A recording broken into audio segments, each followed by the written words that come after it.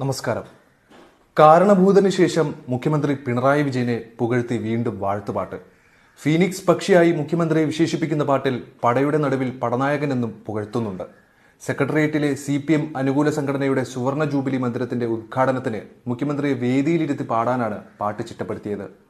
കാരണഭൂതൻ എന്ന പാട്ടുപാടി പിണറായി വിജയനെ പുകഴ്ത്തിയുള്ള മെഗാ തിരുവാതിര 3 വർഷം മുമ്പ് വിവാദവും ചർച്ചയും ഒക്കെ ആയതാണ്.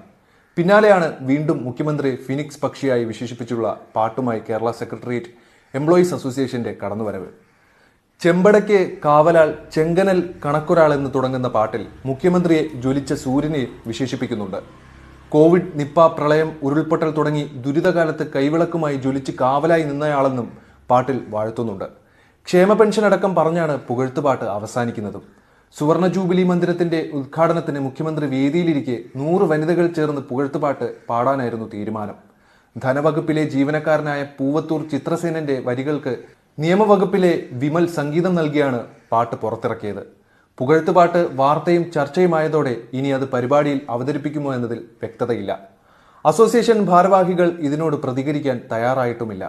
നേരത്തെ കേരള CM എന്ന പേരിൽ മുഖ്യമന്ത്രിയെ പുകഴ്ത്തി യൂട്യൂബിൽ വീഡിയോ ഗാനവും ഇറങ്ങിയിരുന്നു. വ്യക്തിപൂജയെ എക്കാലത്തും എതിർത്തിട്ടുള്ള പാർട്ടിയാണ് CPM. എന്നാൽ 3 വർഷം മുൻപ് CPM തിരുവനന്തപുരം ജില്ലാ സമ്മേളനത്തിന്റെ ഭാഗമായാണ് കാരണഭൂതൻ എന്ന പാട്ടും തിരുവാതിരയും നടന്നത്.